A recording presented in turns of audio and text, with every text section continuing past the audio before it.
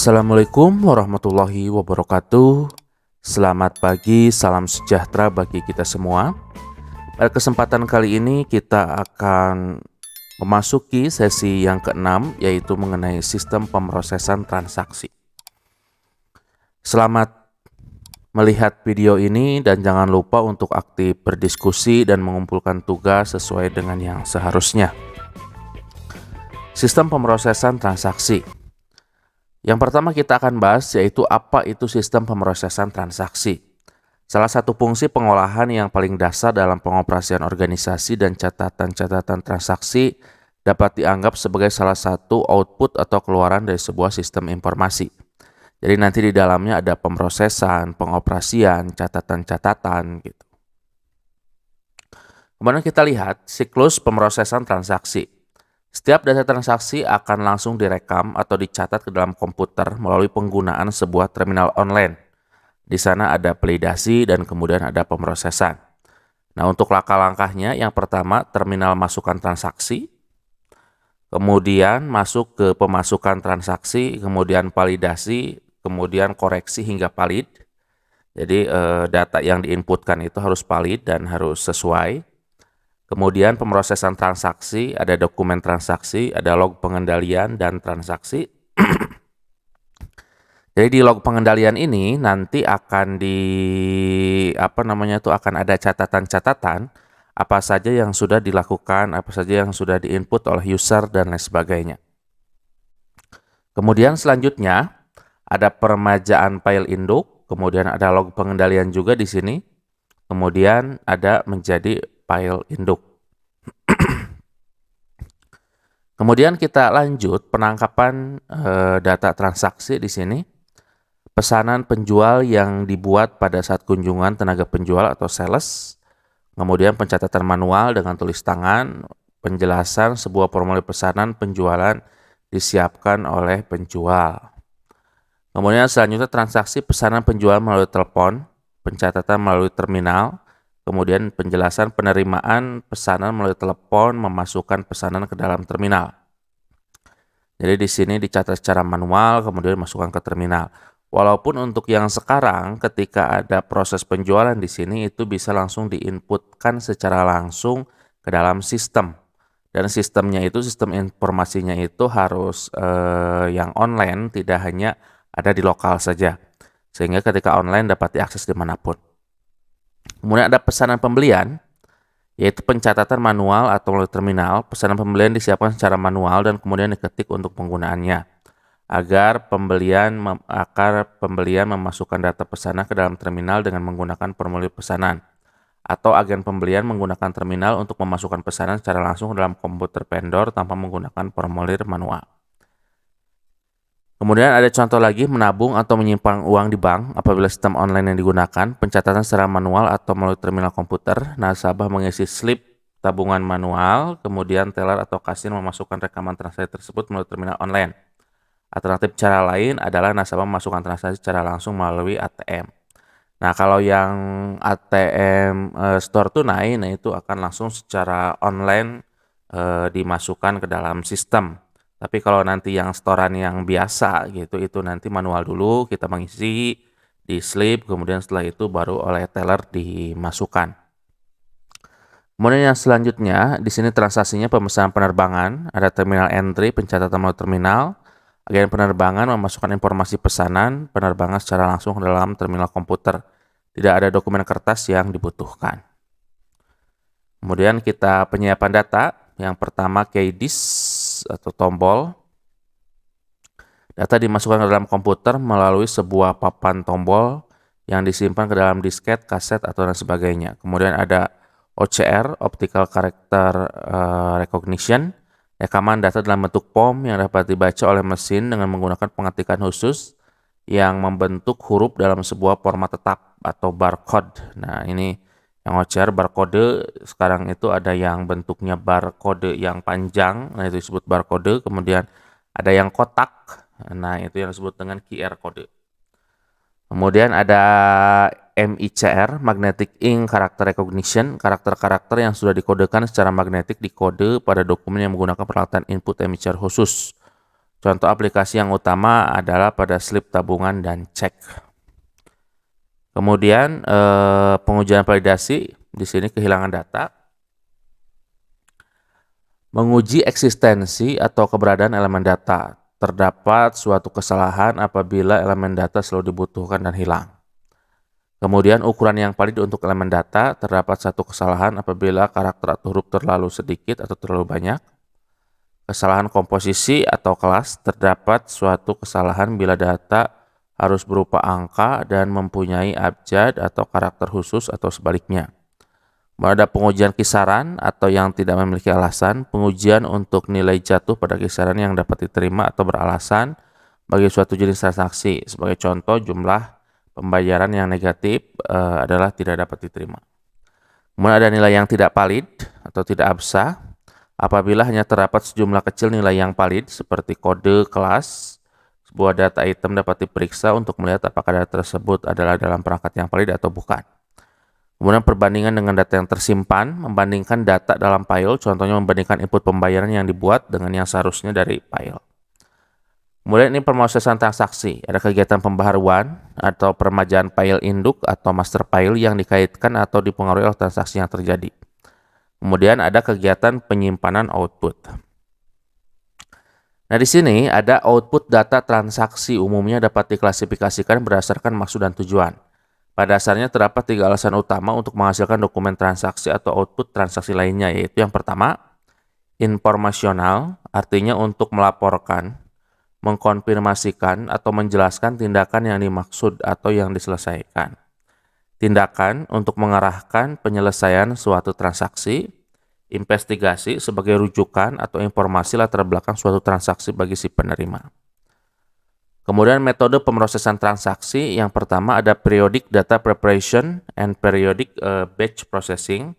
Jadi penyiapan data secara periodik dan pemrosesan kelompok secara periodik, yang biasa dikenal dengan istilah batch processing. Kemudian di sini metode-metode pemrosesan transaksi. Yang pertama itu harus ada online entry with subsequent batch processing. Pemasukan secara online dengan pemrosesan berurutan. Yang pertama ini pemasukan yang asli dan dikoreksi berdasarkan kesalahan, kemudian nanti dimasukkan ke terminal, kemudian nanti ada validasi dan pengujian terhadap file yang diberikan, kemudian nanti kalau salah ada berita kesalahan, kemudian data juga dimasukkan, kemudian catatan untuk pemrosesan yang berurutan. Kemudian ada online entry with immediately processing, pemasukan secara online dengan pemrosesan segera yang disebut dengan online processing. Pemasukan asli dan koreksi kesalahan, masuk ke terminal, kemudian validasi dan proses segera. Kalau salah ada berita kesalahan, kemudian data juga dimasukkan, catatan untuk audit dan umpan balik yang berurutan. Kemudian pengendalian pemrosesan informasi terdapat 3 jenis pengendalian yang dikaitkan dengan pengolahan informasi. Yang pertama ada prosedur pengendalian umum untuk pengoperasian sistem. Yang kedua pengendalian untuk aplikasi khusus. Yang ketiga pengendalian pengembangan aplikasi. Nah, di sini pengendalian pemrosesan transaksi itu ada beberapa hal. Pengendalian pemrosesan transaksi yang bertujuan memastikan kelengkapan dan kebenaran dari pemrosesan transaksi terdiri dari berbagai bentuk pengendalian. Yang pertama ada audit trail, ada pengembangan pemasukan data, ada validasi data, ada berbagai jenis pengendalian total. Nah, kemudian ada pengembangan sistem dan teknik dokumentasi. Di sini ada siklus-siklusnya, 5 siklus transaksi. Ada pendapatan, contohnya pengeluaran, penggajian SDM, produksi, dan keuangan. 5 siklus transaksi ini saling berhubungan dan pertalian dengan buku besar dan sistem pelaporan. Nah, di sini ada siklus-siklusnya. Yang pertama siklus keuangan, masuk ke siklus SDM, kemudian masuk juga ke sistem buku besar dan pelaporan. Kemudian siklus keuangan, masuk ke siklus pengeluaran, masuk juga ke buku besar. Kemudian masuk ke siklus produksi, nanti ada siklus pendapatan, masuk ke siklus produksi, masuk ke sistem baku. Nah, nanti siklus SDM juga masuk ke siklus produksi, jadi saling berhubungan. Jadi silakan perhatikan mulai dari panah yang merah, panah yang hitam, panah yang hijau, kemudian panah yang ungu, dan lain sebagainya. Nah, siklus pemrosesan data terdiri dari 4 langkah. Jadi ada input data, penyimpanan data, pemrosesan data, dan output informasi. Input data itu bisa dilakukan secara langsung atau secara manual, seperti yang tadi sudah dijelaskan. Penyimpanan data baik itu di lokal maupun di server. Pemrosesan data yaitu memproses data, validasi data apakah sudah sesuai atau tidak. Output adalah informasi yang akan kita jadikan sebagai bahan untuk membuat sebuah kebijakan. Nah, sisi aktivitas bisnis yang harus dikumpulkan datanya, yang pertama sumber daya, itu nanti akan berkaitan dengan kegiatan, kemudian dari kegiatan itu ada perilaku eksternal dan perilaku internal. Input data, langkah pertama adalah mengumpulkan data terlebih dahulu dengan dokumen sumber. Nah, dokumen sumbernya itu apakah adalah sebuah POM dan lain sebagainya. Data-data yang diperlukan untuk input data, aktivitas atau kejadian dalam organisasi, sumber daya yang dipengaruhi kejadian tersebut, pihak yang terlibat dalam aktivitas tersebut. Aktivitasnya, sumber daya yang dipengaruhi, kemudian pihak yang terlibat. Kemudian input data lanjutan di sini, aktivitas untuk meningkatkan akurasi dan efisiensi dalam penginputan data. Yang pertama ada dokumen turnaround, ada otomatisasi dokumen sekunder, ada dokumen sumber, dan entry data yang didesain dengan baik. Kemudian pemrosesan data, ada 4 tipe pemrosesan data, ada mengupdate data, melakukan perubahan, mengubah data, menambah data, atau menghapus data. Kemudian proses pembaharuan dapat dibagi menjadi 2. Ada proses batch, pembaharuan atas data yang disimpan tentang sumber daya dan pelaku yang terlibat. Kelemahannya data kurang akurat. Ada proses online atau real time, pembaharuan yang dilakukan setelah terjadinya transaksi. Kelebihannya data lebih akurat dan kesalahan dapat diperbaiki dengan mudah. Kemudian ada penyimpanan data, data perlu diatur agar dapat diakses dengan mudah dan efisien. Istilah-istilah dalam penyimpanan data. Yang pertama ada entity, sesuatu yang disimpan informasinya, atribut, karakteristik khusus yang harus disimpan. Record, gabungan field yang mengandung data tentang berbagai atribut dari entitas yang sama. Data value, pertemuan antara kolom dan baris. Field, nilai yang tersimpan dalam ruang fisik. File, record yang saling berhubungan. Master file, file yang menyimpan informasi kumulatif tentang entitas sebuah organisasi. Database, file yang saling berhubungan dan dikoordinasi dari pusat. Nah, contohnya ini adalah entity, kemudian ini atribut, ini record, ini data value, seperti itu. Data value hubungan antara baris dan kolom. Nah, record ini keseluruhan data seperti ini. Nah, keseluruhan ini disebut gabungan dari file-file ini akan menjadi database. Penyimpanan data ada ledger, general ledger, subsidiary ledger, coding teknik, metode untuk memberi nomor pada dokumen agar mudah mengklasifikasinya. Teknik coding itu ada 3, yaitu sequence code, block code, dan group code. Nah, kemudian ada chart of account, kemudian ada jurnal, ada audit trail. Kemudian output informasi dapat berupa dokumen atau laporan. Output ini terkadang digunakan untuk keperluan internal seperti tujuan perencanaan, manajemen operasional harian, tujuan pengendalian, dan tujuan evaluasi. Dan dengan adanya output ini nanti akan memperoleh gambaran pimpinan itu seperti apa kemajuan organisasi yang dipimpinnya. Kemudian ada dokumentasi. Dokumentasi meliputi bentuk naratif. Jadi hanya berbentuk narasi, cerita-cerita seperti itu, deskripsi seperti itu, bagan alir atau flow chart. Nanti ini dibentuk bagan alir, kemudian diagram, dan materi tertulis lainnya yang menjelaskan bagaimana sebuah sistem bekerja. Kemudian peran penting dokumentasi di sini adalah untuk memahami bagaimana sistem tersebut bekerja. Yang kedua untuk mengevaluasi dokumen sistem pengendalian internal. Yang ketiga untuk mengembangkan sistem yang baru.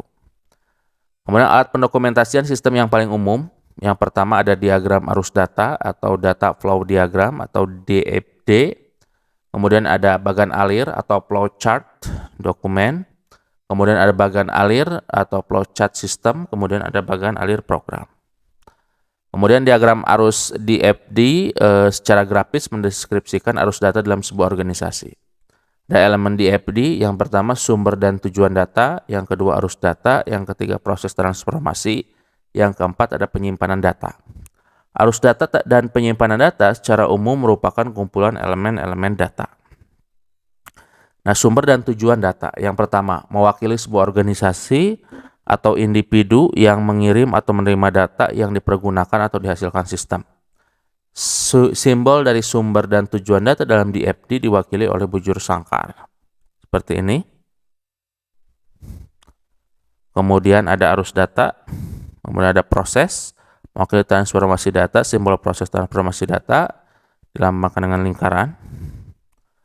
Tempat penyimpanan data baik secara permanen maupun temporer diwakili oleh dua garis horizontal. Nah, di sini contohnya.